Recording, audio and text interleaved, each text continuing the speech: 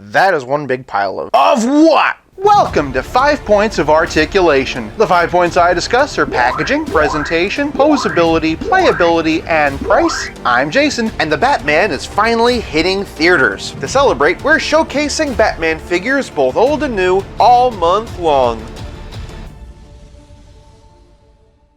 Today, we're getting our hands dirty with the new McFarlane Toys DC Multiverse Clayface Megafig. Starting off the packaging, and this box is a behemoth. For some perspective, here it is next to a normal size box. Hint hint. It's also twice as deep as a regular box. Hint hint. Yep. These Megafig boxes sure are big.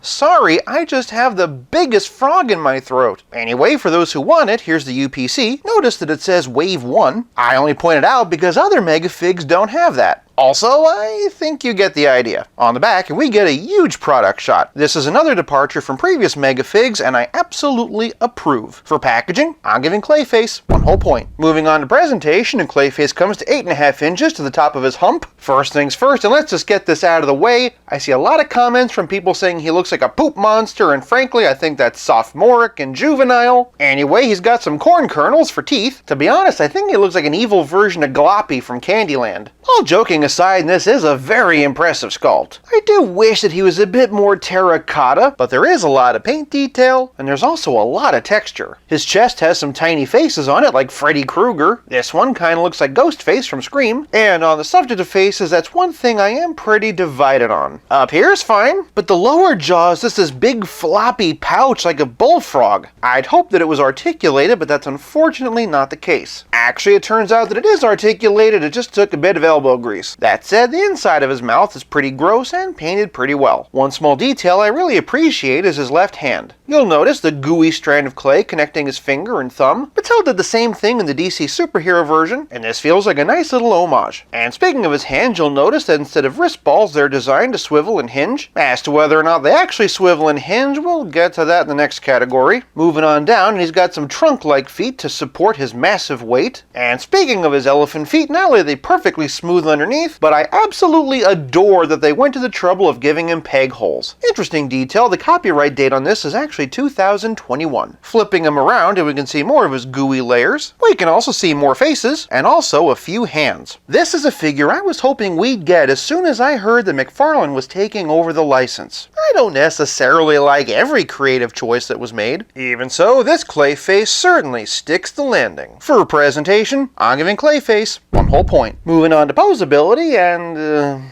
let me just start out by saying that I acknowledge that a character with these proportions cannot be easy to articulate. I look at a foot like this, for instance, and in no way, shape, or form do I feel let down or disappointed that it doesn't hinge or pivot. My issue is with the joints that we did get. Starting with the head, we can see that there's a joint there. Not only does it really fight me when I try to turn it, but when I let go, it just springs back into place. It really feels like it's not meant to be moved, and that if I press my luck, it's gonna snap off. Moving on to the shoulders, and not only are they swivel and hinge, but they're also as floppy as I'll let out. No rotator cuffs on this one, so they just sort of float around willy-nilly. Also, no bicep swivel, but that's made up for with the swivel hinge elbows. At least it would be if I could get it to move. Fortunately, the right side doesn't give me any trouble. That's more than I can say, however, for the wrist. It turns okay, even the left one, but I can't get either hinge to budge for love nor money. Additionally, these spiky bits are actually pretty sharp, even these ones up here. Enough so that it actually hurts when I try to pose it. Seriously, can you see all these tiny little dents?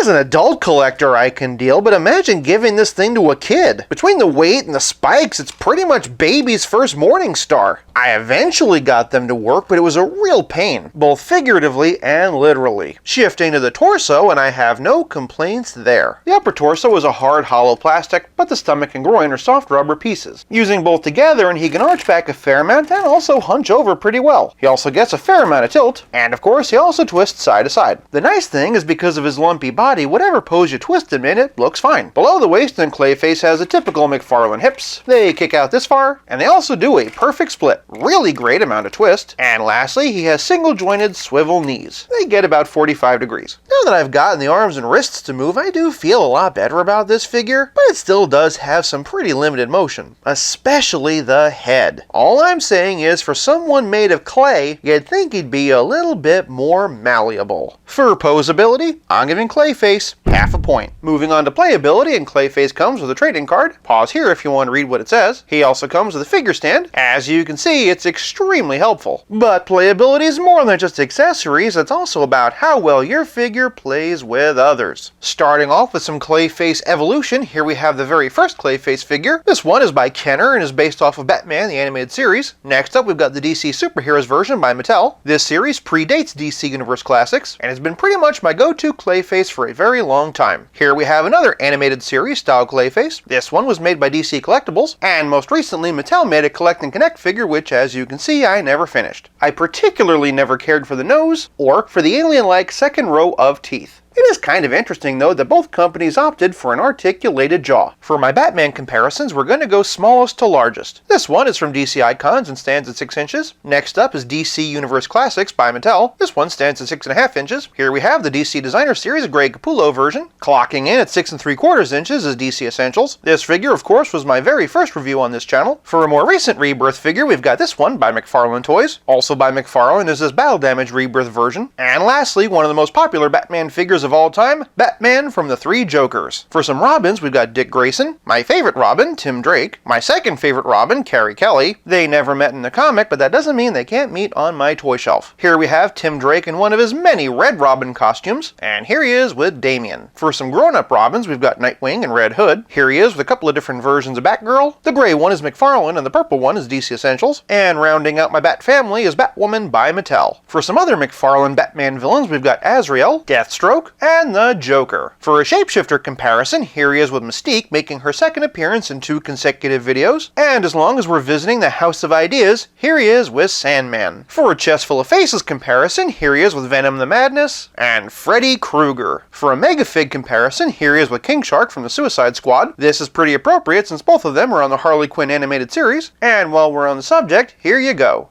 And since everyone thinks he looks like a poop monster, here he is with Fearsome Flush. Seriously, I have seen you wouldn't believe. And on that subject, here he is with Dr. Ian Malcolm from Jurassic Park. And yes, I actually bought this figure just for this gag. You might say I spared no expense. For a relative scale comparison, here he is with Pete the Spidey and the Spectacular Spider-Man. And of course, here he is with Stealth Iron Man. So, can you really turn into anybody? Yeah, prove it. Alright.